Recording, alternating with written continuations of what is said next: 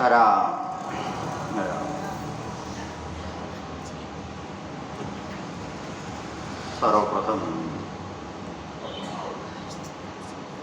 अनंत कोटि ब्रह्मांड नायक अनंत कोटि पादपीठ मुनि मनरंजन भव भय भंजन दुष्ट निकंदन खलदल गंजन कोटि कष्ट भंजन सर्वोत्तम सर्वोत्कृष्ट सकल गुणगण निलय आनंद कंद सच्चिदानंद अकारण करुणा वर्णालय पूर्ण परात्पर परब्रह्म कौशल्यानंद वर्धन श्री राम कृपालु के श्री चरणारविंदों में कोटि सह प्रणाम प्रस्तुत करते। तत्पश्चात परम आदरणीय पूज्यपाद भगवत स्वरूप प्रातस्मरणीय आराधनीय वंदनीय श्री रामस्नेही संप्रदायाद्याचार्य पूज्य स्वामी जी श्री रामचरण जी महाराज एवं श्री रामचरितमानसकार गोस्वामी जी श्री तुलसीदास जी महाराज के श्री चरणारविंदों में अनंत अनंतवार प्रणाम निवेदन करते। तदनंतर परम पूज्य श्री सद्गुरुदेव भगवान के पुनीत पाद पद्मों में पुनः पुनः प्रणिपात प्रस्तुत करने के उपरांत कथा प्रसंग प्रारंभ किया जा रहा है। अधुना पर्यंत कल तक के कथा प्रसंग के अंतर्गत आप लोग मनु महाराज के साधन भजन से प्रसन्न होकर के अव्यक्त अगोचर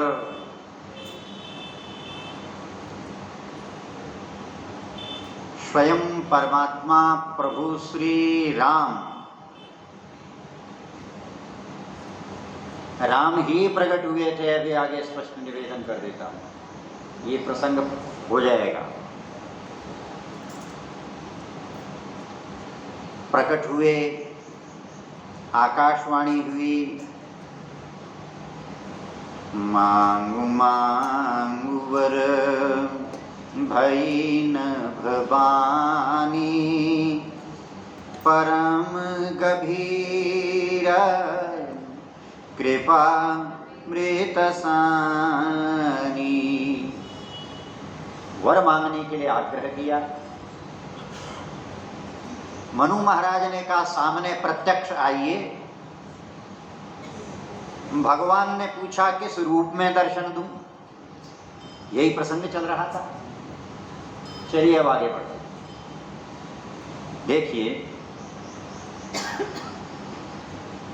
परस्पर वार्तालाप तर्क वितर्क हुआ। इस रूप में आऊं तो इस रूप में आऊं तो कोई एक निश्चित रूप नहीं है, अनेक रूप है। अब मैंने कल के कथा प्रसंग में आपको एक बात और कही थी और आपने ध्यान दिया होगा कि एक बात हमने प्रारंभ की थी, वो पूरी नहीं हुई थी, अधूरी रह गई थी। बोलो कौन सी है जी? नहीं, कागभूषुंडी जी वाली बात नहीं थी। देखो, हमने कहा था भगवान कृष्ण की बात प्रारंभ की थी हमने। आया कुछ याद? आंगन में खेल रहे थे, अपनी परछाई देखी। ये बात पूरी कहाँ हुई थी बताइए आप? नहीं हुई थी ना। इसको याद रखना चाहिए ना, पूरी होनी चाहिए। यह मैं आपसे इस संदर्भ में निवेदन कर रहा था कि यहाँ रूप के दर्शन करने वाली बात थी। भगवान के सामने भी कई बार ऐसी समस्या हो जाती है कि वो अपना स्वयं का रूप स्वयं नहीं जानते।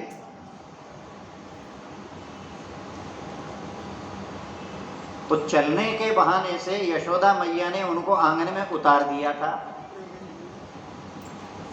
अब वो घुटनों के बल रेंगने लगे, देखने लगे, स्वयं की परछाई को देखा,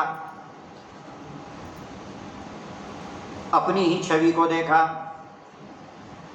यहां मनु महाराज भी वरदान मांगने में बड़े वो हो रहे हैं कि कौन से रूप का दर्शन करूं। तो ये तो बात मैंने आपसे निवेदन कर दी थी कि उन्होंने कहा जो स्वरूप बस शिव मन माही, जहि कारण मुनि जतन कराही। जो भुसुंडी मन मानस हंसा, सगुण अगुण जेहि निगम प्रशंसा। इस रूप में दे दो, इस रूप में दे दो, ये चर्चा चल रही है। चलो पहले भगवान कृष्ण वाली बात पूरी कर देते हैं। निवेदन कर रहा था कि भगवान ने अपना स्वयं का स्वरूप पूरा नहीं देखा नहीं। जब उन्होंने अपने श्री कृष्ण भगवान ने, नंदनंदन ने, श्याम सुंदर ने, ब्रजेंद्र चंद्र ने अपना स्वयं का स्वरूप को मणिमय प्रांगण में देखा, नंद बाबा के मणिखचित प्रांगण में देखा, तो महाराज भगवान का रूप इतना सुंदर था कि उसको देख करके खुद के रूप पर ठाकुर जी खुद रीझ गए। क्या? स्वयं का रूप देखकर स्वयं रीझ गए। मन में विचार करने लगे, ये बालक कितना सुंदर है, कितना मनोहर है, अद्भुत है, दिव्य है। बालक तो बालक ही होता है ना। भगवान श्री ने अपना स्वरूप देख करके मन में सोचा, रे बड़ा सुंदर है, इतना सुंदर बालक, तो मैं इसको पकड़ूं और इसके साथ खेलूं। जोड़ी वाला है, अपने बराबरी का है। तो साहब भगवान श्री भूमि पर बैठ गए और बैठ करके उस स्वरूप को पकड़ने की चेष्टा करने लगे। स्वयं के स्वरूप को स्वयं पकड़ने की कोशिश करनी। अब देख करके अत्यंत प्रसन्न हुए, खुद का स्वरूप पकड़ने लगे, पर पकड़ नहीं पाए। पकड़ सकता है क्या कोई परछाई को? अब सब बच्चे ही तो थे। बालक क्या कर सकता है? बालानाम रोदनम बलम। बच्चे के यदि वो कुछ करना चाहता है, लेना चाहता है, पाना चाहता है, और यदि नहीं मिल पाता है, तो यहाँ पर भगवान स्वयं भले ही अंतर्यामी है, सर्वांतर्यामी है, अनंत कोटि ब्रह्मांड नायक है, लेकिन कर तो नरलीला रहे स्वयं। बाल की लीला से सुखी बना रहे। तो बाला नाम रोदनम बलम, बच्चा तो रोने लगता है। अब साहब ठाकुर जी पकड़ नहीं पाए स्वयं के स्वरूप को, तो रोने लगे। अच्छा, बालक जब रोता है, कुछ खुद नहीं कर पाता है, तो भैया किसकी तरफ देखता है? माँ की तरफ देखता है। मैं तो नहीं प्राप्त सकता, माँ देगी है? मैं नहीं कर पा रहा हूं, तो मेरी मैया मेरे मन की मुराद इच्छा पूरी करेगी। खुद पकड़ नहीं पाए तो कातर भाव से रोते रोते अपनी माँ की तरफ देखने लगे। यशोदा मैया की तरफ देखने लगे कि माँ दे देना, ये दिला दे, इसको मिला दे। तो माँ ने पूछा, बेटा रोता क्यों है, क्यों रो रहा है? मानो भगवान श्री यह कह रहे हैं, भाव है, ठाकुर जी कह रहे हैं, नंदनंदन कह रहे हैं, यशोदा नंदन कह रहे हैं। भाव समझिएगा। श्री कृष्ण कहते हैं, ओ मां, तूने ऐसे कौन से सुकृत किए हैं, तूने ऐसे कौन से पुण्य किए हैं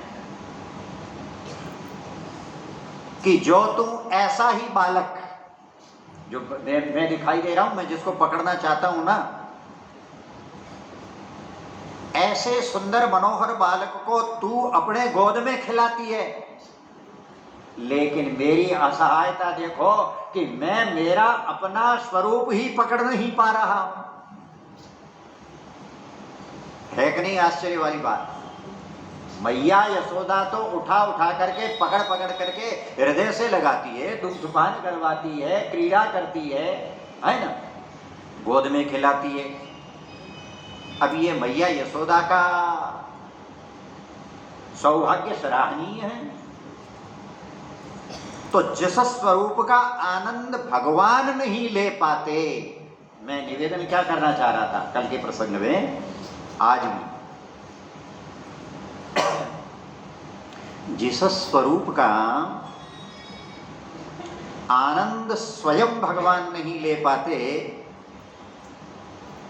उसका आनंद यशोदा मैया लेती है, उसका आनंद कौशल्या मैया लेती है। देखिए ये भगवान का सगुण विग्रह स्वरूप है।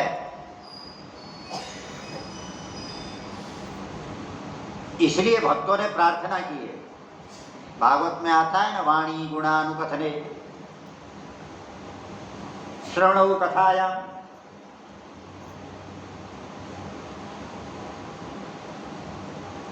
लोग आप हम सब कथा में कहते हैं इंद्रियां बड़ी खराब है, कहते हैं कि नहीं कहते हैं? भाई इंद्रियों के वश में होकर के तो जीव दुखी हो रहा है, तो कहते हैं इंद्रियां बड़ी खराब है। तो भक्तों ने भगवान से यह प्रार्थना की कि हे ठाकुर जी, या इंद्रियों ने प्रार्थना की कि हे ठाकुर जी, सब लोग हमको बड़ा बुरा करते हैं, कहते हैं, हमारी निंदा करते हैं, इसलिए ऐसा करो आप ही हमारे इन इंद्रियों के विषय बन जाओ। तो भगवान इंद्रियों के विषय बन गए, और इंद्रियों का विषय बनने के लिए भगवान श्री ने स्वयं सुंदर स्वरूप बनाया। तो सुंदर स्वरूप किसके लिए बनाया भगवान श्री ने? अपने भक्तों के लिए, और भक्तों की इंद्रियों का विषय बनने के लिए।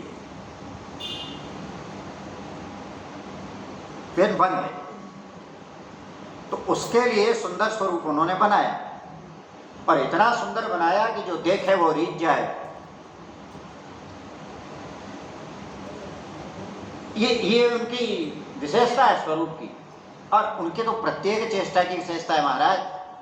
अब साहब उनकी बांसुरी भी तो ऐसी है ना, कोई मधुर स्वर को सुनता है तो बरबस और उसकी ओर खींचता है कि नहीं खींचता है?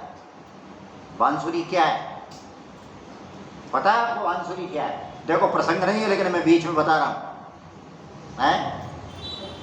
एक रुद्रयामलक नामक ग्रंथ है, उपनिषद, रुद्रयामलक उपनिषद में ऐसा वर्णन आता है कि वंशस्तु भगवान स्वयं, और कौन से? बोले वंशस्तु भगवान रुद्र। ये भगवान की बांसुरी क्या है? श्री कृष्ण की रुद्र स्वयं शंकर भगवान। कौन है? स्वयं शंकर भगवान है। अब देखो शंकर भगवान कैसे अद्भुत जोरदार आदमी है, किसी न किसी रूप में ठाकुर जी के पास चिपके रहते हैं, चाहे राम रूप हो और चाहे कृष्ण रूप हो। बांस भगवान रुद्र का स्वरूप है, और वे ही बंसी बन करके आए हैं, इसलिए बांस की टहनी को जलाते नहीं है। ये हमारी प्राचीन परंपरा है।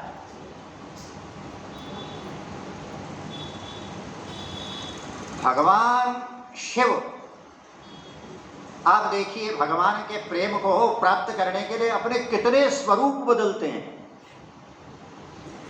बदलते हैं कि नहीं बदलते हैं? बताइए क्यों बदलते हैं? एक बड़ा सुंदर दोहा है, आप भी सुनिएगा। नैन हमारे लालची, नैन हमारे लालची, मानत नाही सीख, जित जित देखूं राम छवि, उत उत मांगत भीख। नैन हमारे लालची मानत नाही सीख, जित जित देखूं राम छवि और उत उत मांगू भी। भैया हमारे नेत्र तो जो है वो राम स्वरूप के प्यासे हैं,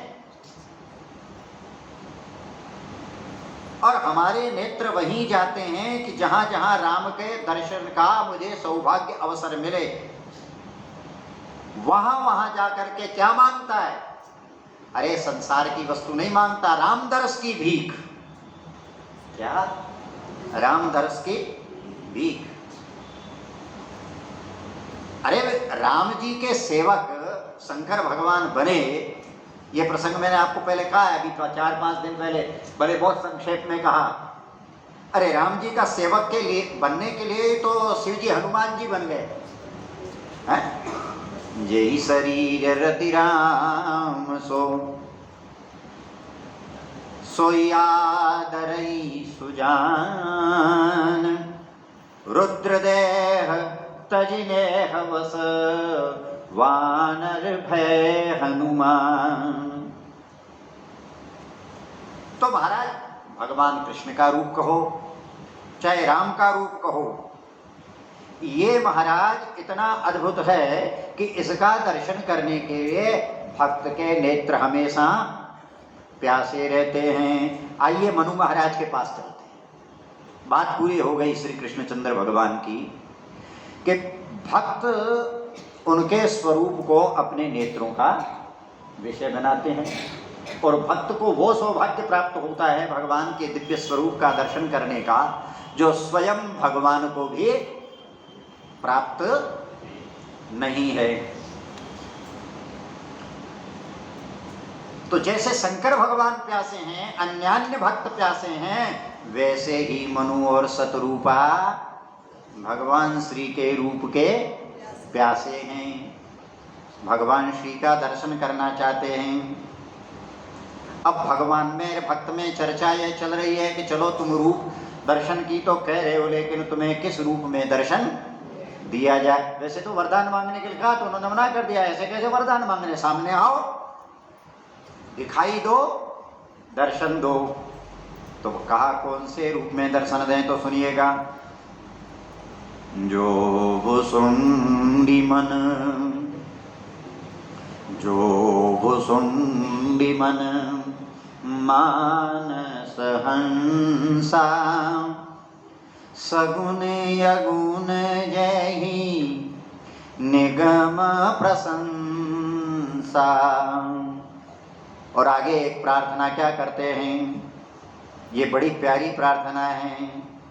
देखहि हम सो, देखहि हम सो रूप भरि लोचन,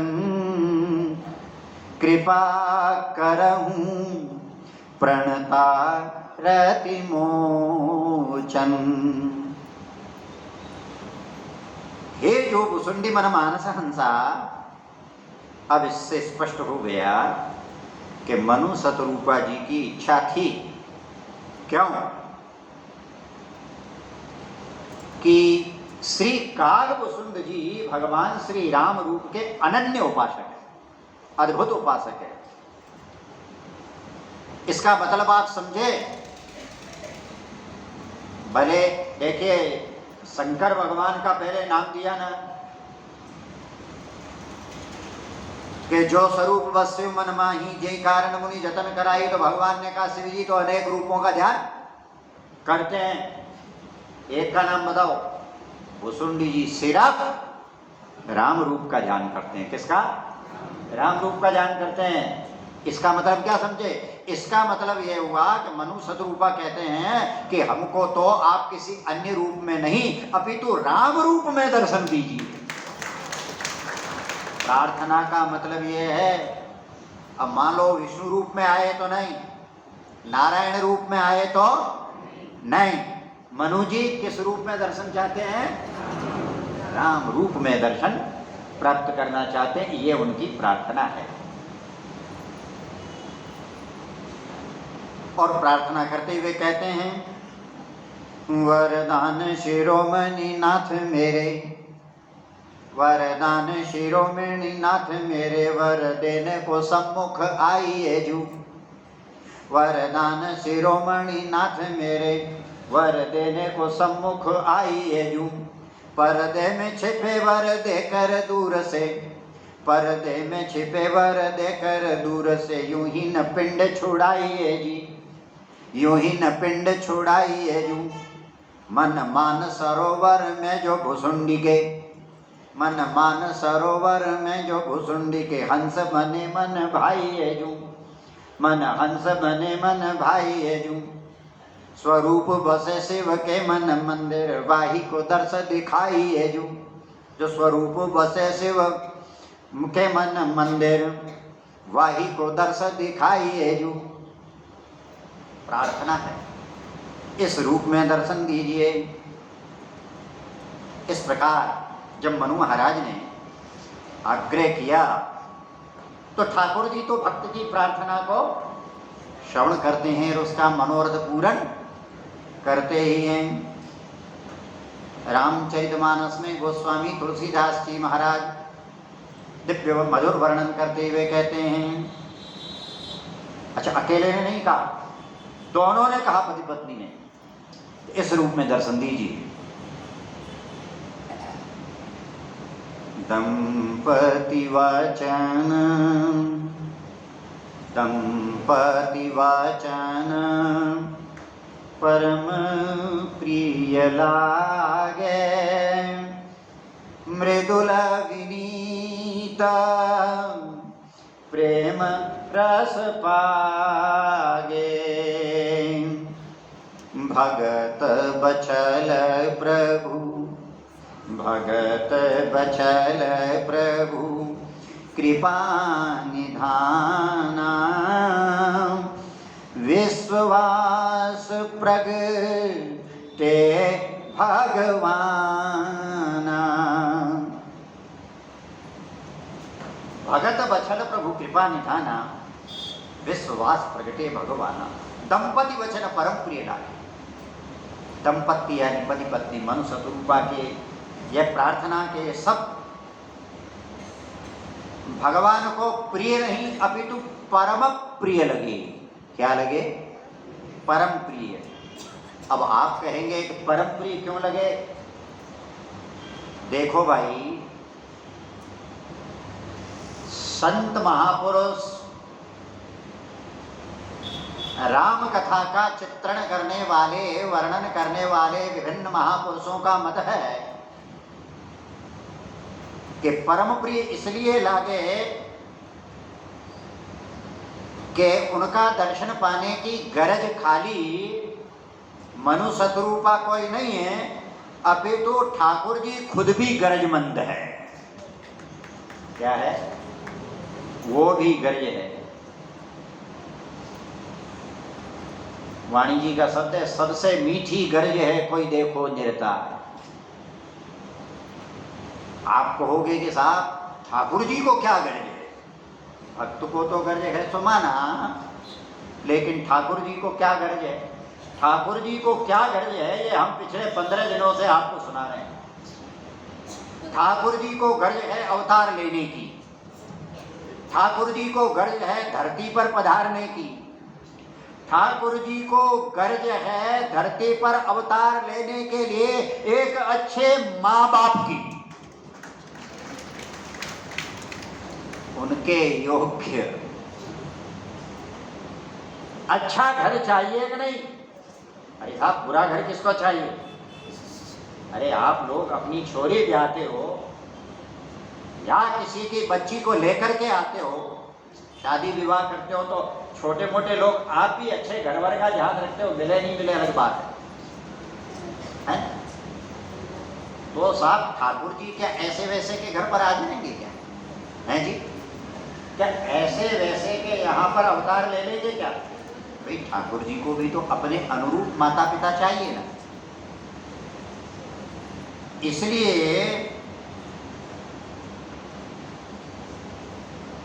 ठाकुर जी को भी गरज है।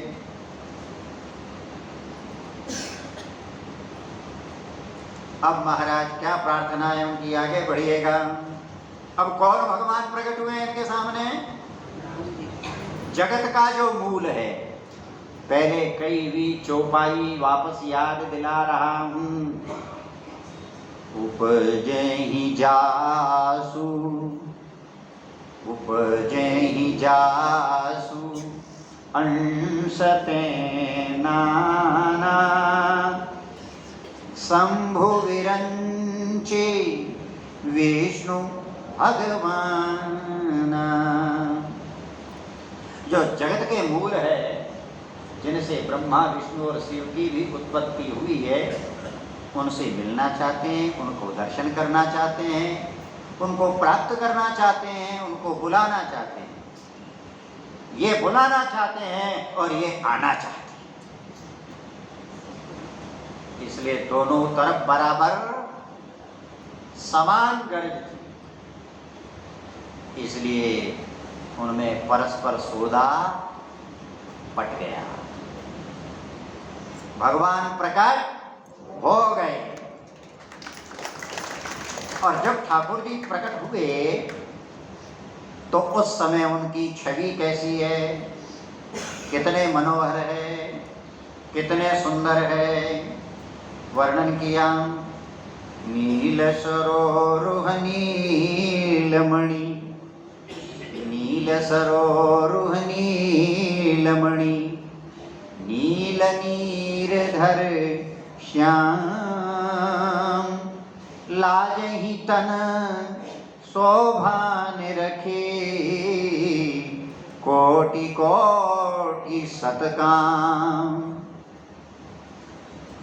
नील कमल के समान जिनके श्री अंग का रंग है, वर्ण है, नील मणि की तरह उनके अंग की कांति है, प्रकाश है। नील नीरधर श्याम, नील नीरधर, नील यानी नील वर्ण के, नीरधर यानी बादल। सावन भादो वाले जो बरसात का मौसम होता है नहीं, उसमें कैसे कैसे काले बादल घनश्याम वर्ण के प्रकट होते हैं ना, ऐसा सांवरा सलोना जिनका सजल जलद नीलम जैसा रंग है, जिनके श्री अंग का। तो गोस्वामी जी वर्णन करते हैं, नील सरोरुह नीलमणि, नील नीरधर श्याम, लाजहि तन शोभा निरख, कोटि कोटि सतकाम। इतना सुंदर है, इतना सुंदर है कि लाजहि तन शोभा निरख, जिनके श्री अंग की कांति को, श्री को, शोभा को दर्शन करके एक नहीं करोड़ों करोड़ों कामदेव लज्जित हो जाए, ऐसे प्रभु प्रकट हुए। बोले भक्तवत्सल भगवान की।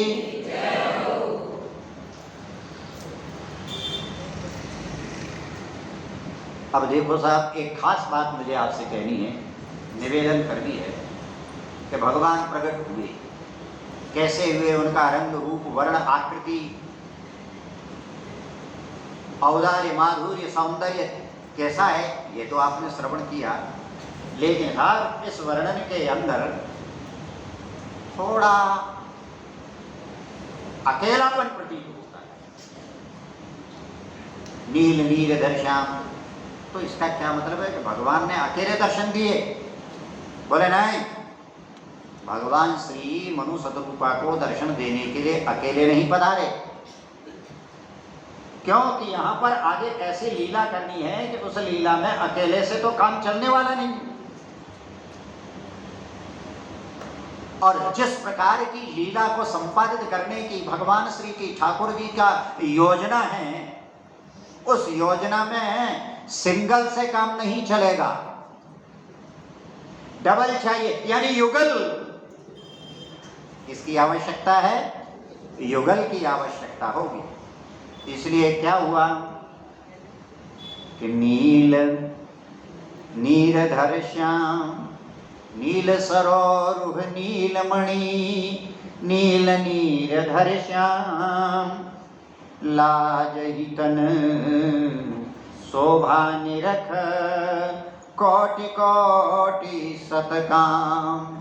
लेकिन साथ में वाम भाग, वाम भाग शोभति अनुकूला,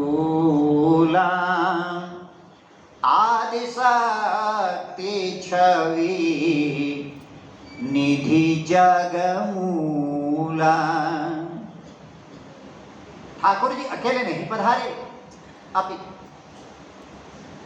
दर्शन देने के लिए अकेले नहीं पधारे, अपितु उनके साथ में प्रभु के वाम भाग में यानी बाईं तरफ आदि शक्ति, छवि निधि जगमूला, जो आदि शक्ति है, जो छवि निधि है, जो सारे जगत की मूल है, जगमूला, जिसे पूर्व में गोस्वामी जी ने कहा है।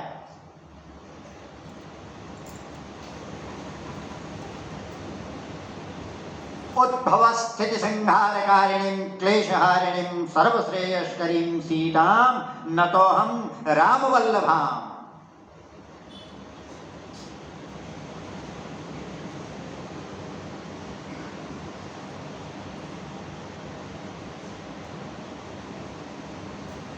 सीतां सर्वानवद्यांगी भजामि सततम हृदा। ये भगवान के ठाकुर जी के वाम भाग में विराजमान हैं। एक बात ध्यान देने की संत जन बताया करते हैं, और संत महापुरुष इस पंक्ति की व्याख्या करते हुए थोड़ा अलग ढंग से भी फरमाते हैं। मैं निवेदन कर दूं आपको, जो संत महापुरुषों का मत है, जो सुना है संतों से। देखिए, वाम शब्द का अर्थ क्या होता है? वाम यानी है बाईं तरफ वाला। वाम शब्द का एक अर्थ होता है प्रतिकूल, विपरीत, उल्टा। अच्छा, आप तो समाचार पत्र वगैरह पढ़ते हो, हैं? जब हम चुनाव लड़ने वाले दलों की चर्चा करते हैं तो कहते हैं कि ना साहब, ये उग्रवादी दल है, ये उदारवादी है, और ये दक्षिणपंथी है, हैं जी। फिर कहते हैं ये वामपंथी है। बोलते हो नहीं बोलते? वामपंथी किसे कहते हैं बताइए आप? जिनका ध्येय, जिनका सिद्धांत प्रतिकूल हो, हाँ, उल्टा हो। कुछ तो आप समझ गए होंगे। हमारे यहां पर वाम पंथ को धर्मानुकूल नहीं माना जाता। वाम पंथ को, वाम मार्ग को धर्म विरुद्ध माना जाता है। नहीं आई समझ में आपके? थोड़ा और स्पष्ट करूं। अरे वामपंथ यानी कम्युनिस्टवाद। अब तो समझ में आ गया। अरे कार्ल मार्क्स का मत लो साहब, इससे ज्यादा स्पष्ट क्या कहूं मैं आपको? वो क्या कहलाते हैं? वो वामपंथी कहलाते हैं। वामपंथियों का सिद्धांत को धर्म से कोई लेना देना नहीं। इसलिए आप कभी, आप तो सब बड़े विद्वान हो, पढ़े लिखे हो, राजनीति में रुचि रखने वाले हो, कभी टीवी पर आप नेताओं की बहस भी आपस में सुनते ही होंगे। जब ये वामपंथी मत के प्रवक्ता आते हैं तो इनके तर्क सुनिएगा, हैं? ये लोग क्या बोलते हैं जरा सुनिएगा तो आपको पता लग जाएगा। ये लोग तो धर्म और धर्माचरण को अफीम बताते हैं कि नहीं बताते? तो वामपंथ अच्छा नहीं होता। देखो, क्षमा करना, माफ करना, एक शब्द ऐसा आ गया कि मैं बीच में ये सब थोड़ा आपसे बोल गया। हालांकि ये मेरा विषय नहीं, लेकिन फिर भी। तो आजकल बहुत लोग वामपंथी भी अपना जोर लगा रहे हैं, शक्ति लगा रहे हैं, खुलेआम कहते हैं हम तो वाम हैं। अब गोस्वामी जी महाराज ने रामचरितमानस में क्या कह दिया? वाम भाग शोभति अनुकूला, आदि शक्ति छवि निधि जगमूला। भैया गोस्वामी जी कहते हैं वाम भाग शोभति अनुकूला, वाम भाग में सुशोभित हो रही है कौन? श्री किशोरी जी। भैया भगवती के लिए उपासकों का नाम, उपासक जब संबोधन करते हैं युगल स्वरूप में, तो जब माता जी का नाम लेते हैं तो किशोरी जी ही कहते हैं। राधा जी के लिए भी किशोरी जी हैं, तो सीता जी के लिए भी किशोरी जी। तो साहब ये वाम भाग में रहकर भी क्या प्रतिकूला नहीं है, अनुकूला है। क्या है? अनुकूला है। किसके अनुकूला है? भैया ये भी बड़े विचार की बात है, ये थोड़ा अनुकूला प्रतिकूला का विचार कर लेना चाहिए, हो सोच लेना चाहिए।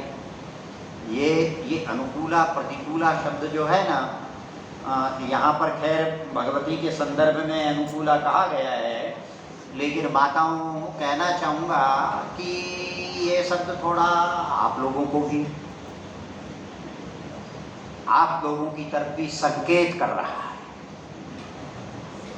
थोड़ा इंगित कर रहा है। आप कहेंगे क्या कहना चाहते हैं? देखिए, मैं आपसे निवेदन ये करना चाहता हूँ, हमारे सनातन धर्म में नारी के दो स्वरूप है साहब। क्या? देखिए, पति के प्रति वह पत्नी है और पुत्रों के प्रति वह माता है, तो दोनों के अनुकूला है। इतना समझ लेना, ज्यादा मुझे कुछ नहीं कहना। पति के भी अनुकूला है पत्नी रूप से, और संतान के प्रति भी अनुकूला है मातृ रूप से। पतित्व में पति के प्रति, मातृत्व में किसके प्रति? पुत्र के प्रति। लेकिन यहाँ जिस किशोरी जी की हम चर्चा कर रहे हैं, इनका मातृत्व तो पूरे संपूर्ण संसार जगत के प्रति। ये तो सारे संसार की माँ है।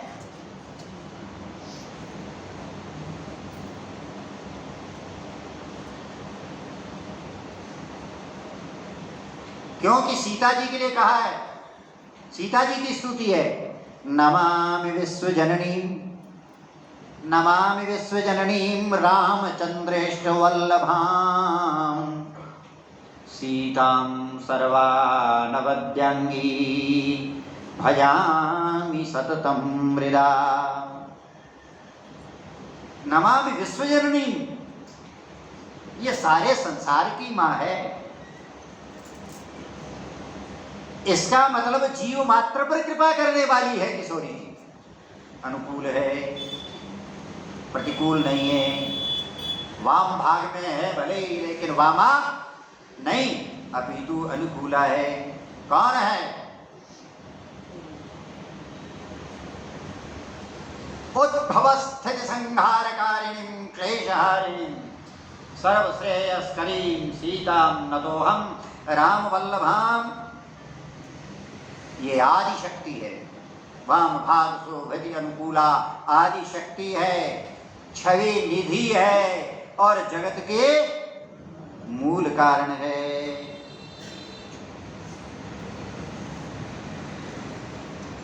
अब देखिए साहब, पहले हमने एक आपको चौपाई सुनाई थी, एक वापस सुनाना चाहता हूं। मनु महाराज किन भगवान राम का दर्शन चाहते थे? शंभुविरंची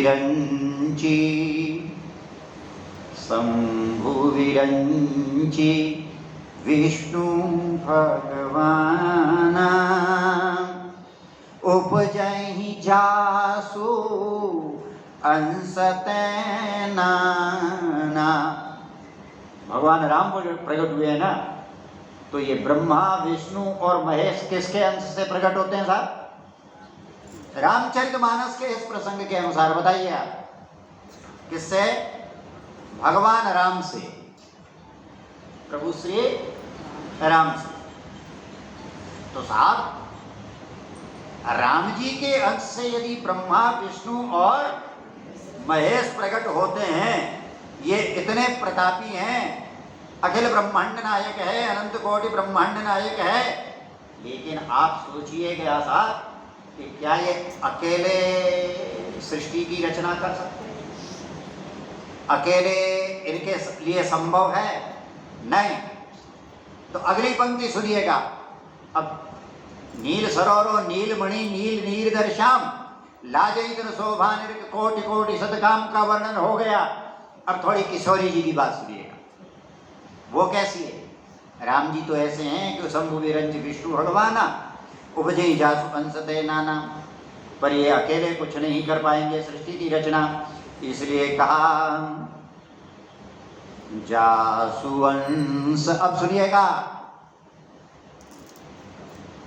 जासुवंश उपजहि गुण खानी अगणित लच्छे उमा ब्रह्माणी। जासुवंश उपजहि गुण खानी अगणित लच्छे उमा ब्रह्माणी।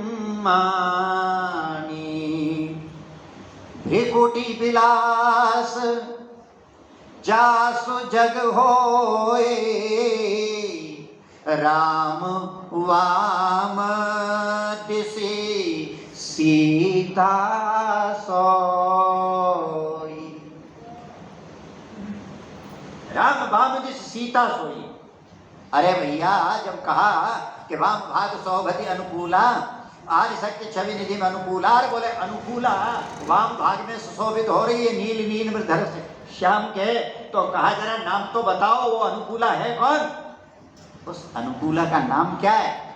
तो नाम प्रकट करते हैं, नाम का भी खुलासा कर दिया कि जासुवंश उपजहि गुण खानी अगणित लच्छे उमा ब्रह्मानी।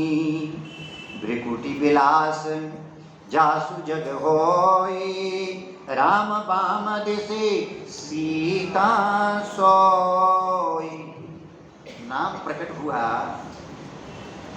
जिस रूप में भगवान प्रभु प्रकट हुए हैं उस रूप का नाम क्या है बताइए तो? क्या नाम है? राम, है ना? इसका मतलब ये हुआ कि मनुष्य रूपा को दर्शन दिया गया राम रूप से, और उनके वाम भाग में वाम भाग दिशि सीता सोई। अब नील सरोवर हो तो है श्री राम, और अनुकूला है कौन? सीता जी है। तो ऐसे श्री राम जिनके अंश से शंभु विरंच विष्णु भगवान प्रकट होते हैं, और इधर अनुकूला सीता जी के अंश से उपजई जासु अंश उपजई गुण खानी अगणित लक्ष्य उमा ब्रह्मानी। जिनके अंश से एक नहीं अगणित लक्ष्मी जी, पार्वती जी और ब्रह्माणी जी प्रकट होती है, वो सीता जी साथ में प्रकट हुई है। बोले सीताराम जी महाराज की, बोले सीताराम भगवान की। दर्शन हुए। अब बोलो वरदान कब दिलावे? आज के कल। मैं देखो क्या हो। देखिए अब साहेब इस बात से क्या सिद्ध हुआ? इस बात से, इस प्रसंग से सिद्ध ये हुआ कि यदि कोई आपसे हमारे से ये प्रश्न पूछ ले कि आप जरा कृपा करके बताओ कि राम जी कब से, या कृपा करके ये बताओ कि सीता जी कब से है, तो हम तो सीधे साधे लोग कह देंगे कि सीता जी जनक की बेटी है, यज्ञ मंडप में हल चलाते समय प्रकट हुई थी। क्यों ना? और राम जी, वशिष्ठ जी ने पुत्रेष्टि यज्ञ करवाया, श्रृंगी ऋषि आए, चरु दिया, खीर पी, और उससे राम जी प्रकट हुए। यानी दशरथ के बाद से राम जी है और जनक जी से सीता जी है। आप क्या कहना चाहेंगे? यही सत्य है। अभी जो प्रसंग सुना आपने, अरे अभी तो मनु शतरूपा जी को दर्शन दिया है। अब राम जी के और सीता जी के और दशरथ और जनक के वो उस प्रसंग में, और राम जी सीता जी के मनु महाराज को दर्शन देने के बीच में जब राम जी का और सीता जी का अवतार होगा, करोड़ों करोड़ों वर्षों का बीच में अंतर है। 1 2 4 10 20 नहीं। तो फिर क्या उत्तर देंगे? राम जी कब से हैं? सीता जी कब से हैं? क्या कौशल्या जी के गर्भ से प्रकट हुए? क्या वो यज्ञ मंडप में हल चलाने से सीता जी प्रकट हुई घट में से? अरे नहीं नहीं। अरे जब दशरथ जी का जन्म भी नहीं हुआ, अभी जनक जी का प्राकट्य नहीं हुआ, प्रादुर्भाव नहीं हुआ, अरे अभी तो दशरथ जी अपने पूर्व जन्म में मनु शतरूपा के रूप में तपस्या कर रहे हैं। कौशल्या शतरूपा, मनु दशरथ रूप में आएंगे। अरे अभी तो उनका जन्म ही नहीं हुआ है। किसका? दशरथ और कौशल्या का। और यहां पर उससे पहले मनु शतरूपा के सामने प्रकट कौन है? सीताराम जी प्रकट है। बोलो है कि नहीं? ये प्रसंग से तो यही सिद्ध हुआ। इसका मतलब क्या? राम बाम सीता सोई। मनु महाराज के समक्ष ठाकुर जी प्रकट हुए हैं। एक तत्व द्वय विधि भजे भक्तन मनोभिराम, प्रगटे युगल स्वरूप में प्रभु श्री सीताराम।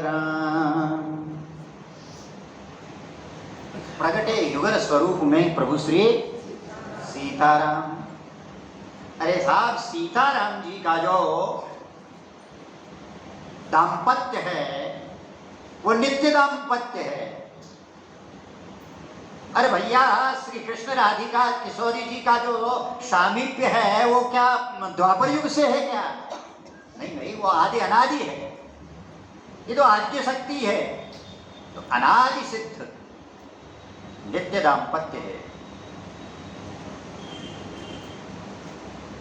और आगे जाकर के जब राम जी का विवाह प्रसंग आएगा तब हम आपको बताएंगे कि ये बिल्कुल सिद्ध हो जाएगा। अरे इनका कोई पूरा आज का कल का वो ब्याह होगा, उसके बाद दोनों मिलेंगे, ऐसा कुछ नहीं है। हो और आप नहीं मानते हो तो चौपाई पहले सुना देता हूं, विस्तार से वर्णन ब्याह प्रसंग में करेंगे। पंक्ति आती है कि नहीं? चली अग्र करी प्रिय सखी सोई, प्रीति पुरातन लखई न कोई। पुष्पवाटिका का प्रसंग है। भगवान राम आए थे, बड़ा जोरदार प्यारा प्रसंग होगा वो, आप बाट जोइए, बहुत आनंद आएगा उस प्रसंग में आपको, बड़ी दिव्य कथा होगी वो। तो यहां पर कहा है कि चली अग्र कर प्रिय सखी सोई, भगवान राम को दर्शन करने के लिए जा रही है।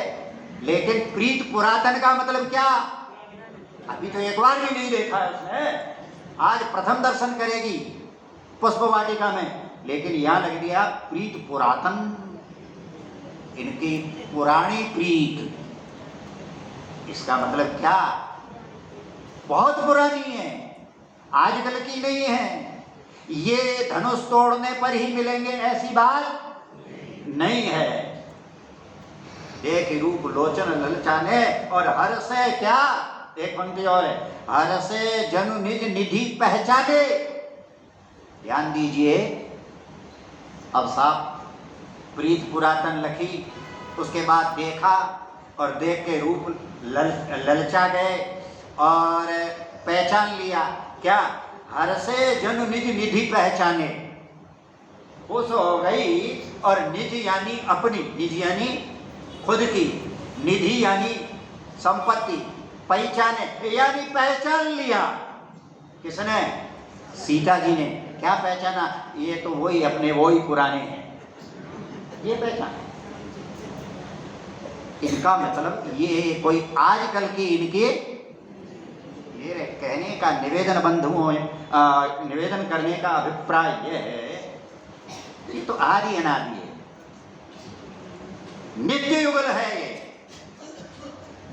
ये तो क्या है कि एक लीला करने के लिए वापस ये अयोध्या में आ गए और वर रूप में, और वो कन्या रूप में मिथिला में प्रकट हो गए। क्यों हो गए? कि पहले नारद वचन सत्य में करी हूं, परम शक्ति समेत अवतरी हूं। तो शक्तिमान का प्राकट्य अयोध्या में होगा, शक्ति मिथिला में प्रकट होगी। और सत्य बात तो यह है कि इन दोनों का नित्य सिद्ध सनातन दाम्पत्य है। हाँ तो साहब फिर क्या हुआ? फिर यह हुआ कि ये नित्य युगल प्रकट हो गया किसके सामने? मनु शतरूपा जी के सामने। अब महाराज मनु शतरूपा दोनों नेत्रों दो दर्शन करने लग गए। अब साहब कितनी देर तक दर्शन करने लगे, पता नहीं कितनी देर तक देखते रहे, दर्शन करते रहे। भगवान बाट जो रहे हैं कि अभी वर मांगे, अभी वर मांगे, अभी वर मांगे, लेकिन वो तो आंखें फाड़ फाड़ करके दोनों दंपत्ति देखते ही जा रहे हैं। उनकी नेत्रों की पलक गिर ही नहीं रही है। अब पलक नयनों से दर्शन कर रहे हैं, प्रेमाश्रुओं की अजस्र धारा बह रही है। ठाकुर जी ने देखा कब तक खड़ा रहूँगा, इसलिए सब उन दोनों दंपत्ति को सचेत करते हुए कहने लगे, अरे भाई दर्शन हो गए, अरे अब जो चाहते हो वो मांगो, वरदान मांगो। बोले क्या जल्दी है? बोले हमको और भी काम है, छुट्टी करो हमारी। अरे बोले महाराज छुट्टी ऐसे कैसे करें, हमने अभी मांगा कहाँ है? तो क्या? बोले अभी तक तो हम देख ही हम सो रूप भरी लोचन। पहले जरा ठहरो, रुको, आने लगिए, आपको क्या उतावली है? देख ही हम सो रूप भरी लोचन। बोले हम भरी लोचन आंखें भर के आपको देख तो लें, आपकी मधुर मनोहर मूर्ति को निहार तो लें, दर्शन तो कर लें। क्या शब्द है? लोचन भरकर देखेंगे, आंखें भरकर देखेंगे, यानी तृप्ति नहीं है। तो भगवान भी ने कहा भाई तुम्हारा लोचन भरेगा कितनी देर में है? उन्होंने कहा पता नहीं महाराज कितनी देर में भरेगा। अरे बोले हम इतनी देर से खड़े हैं। भगवान ने क्या कहा? बोले हम इतनी देर से खड़े हैं, तुमको परवाह नहीं। बोले हम लाखों वर्षों से खड़े थे, तुमने परवाह नहीं की। आप तो अब पधारे हो, आपको पधारे हुए खड़े हुए को अभी कुछ क्षण बीते हैं, कुछ पल बीते हैं, कुछ मिनट बीते हैं। हम न जाने कब से खड़े खड़े तुम्हारी प्रतीक्षा कर रहे थे। जरा उसको भी तो सोचो। तो फिर क्या करें? बोले तब तक आप यही खड़े रहोगे जब तक हमारे लोचन नहीं भर जाए। आपने कहा है ना कि जो इच्छा हो सो मांगो, तो हमारी इच्छा क्या है? हमारी इच्छा यह है कि देखे हम स्वरूप भरी लोचन, हर लोचन हम आपका रूप देखें। भगवान ने कहा पता नहीं तुम्हारा लोचन कब भरेगा, तुम्हारे नेत्र कब तृप्त होंगे। मनु सतरूपा ने कहा कब तृप्त होंगे ये तो हमको भी नहीं मालूम। तो भगवान कहते हैं कि अब कुछ मांगो। गोस्वामी जी का वर्णन है, चितवहि सादर, चितवहि सादर, रूप अनूपा, तृप्ति न मानहि मनु सतरूपा। तृप्ति न मानहि मनु सतरूपा। देखो इसका मतलब यह है साहब कि जिस किसी ने प्रभु का दर्शन पाया, ठाकुर जी का दर्शन किया और दर्शन करके अपने आप को तृप्त मान लिया, क्या है? तृप्त मान लिया, बस इतना बहुत है, अब दर्शन हो गए, अब तुम जाओ। देखो ठाकुर जी के रूप से कभी तृप्त नहीं होना। जो ठाकुर जी का रूप दर्शन करके तृप्त हो गया, अथवा जो भगवान की लीला कथा को सुनते सुनते तृप्त हो गया, तृप्त मान लिया, जिसने प्रभु के गुणगान से अपने आप को तृप्त मान लिया, गोस्वामी जी कहते हैं कि वस्तुतः उसने रस का अवगाहन किया ही नहीं, वो रस में समझता ही नहीं। प्राय आपको रामचरितमानस की एक पंक्ति सुनने को मिलती है, रामचरित जे, रामचरित जे, सुनत अघाही, रस विशेष जाना तिन नाही। उसने रस नहीं जाना है। तो आइए मनु सतरूपा की क्या स्थिति होती है? हरस बिबसतन, हरस बिबसतन, दशा भुलानी, परे दंड इव गही पद पानी।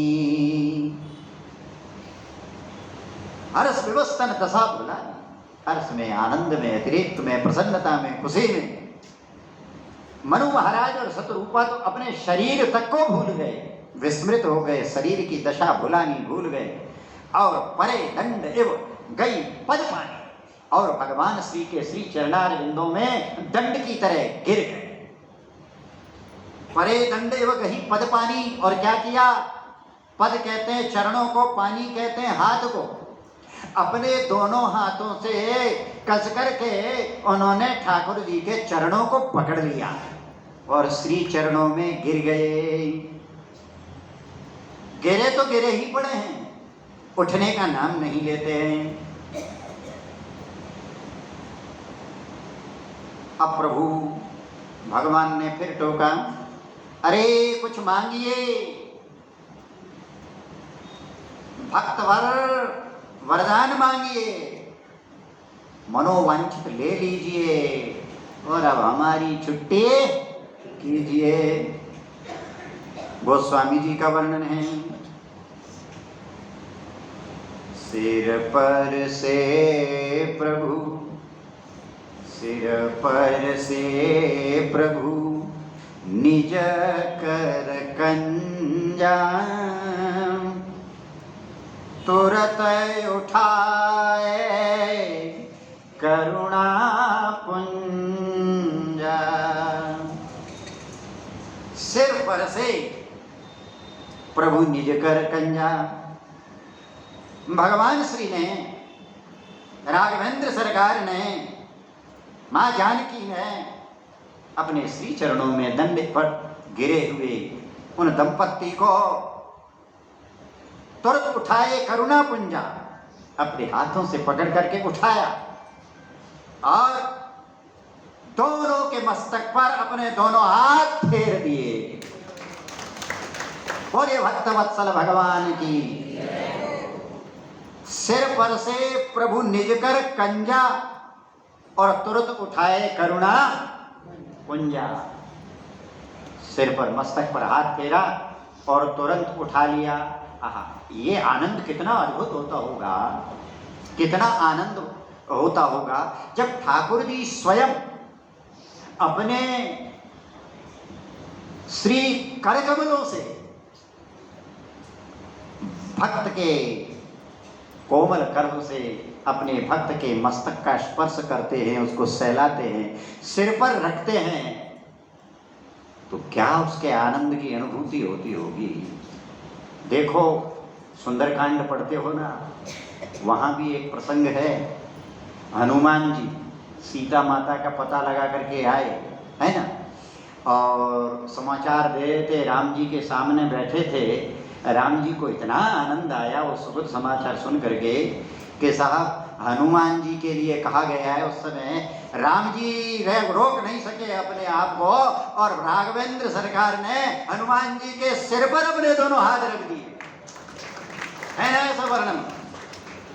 प्रभु कर पंकज, प्रभु कर पंकज कपि के सीसा, सुमीर सुदशा मगन गौरी सा।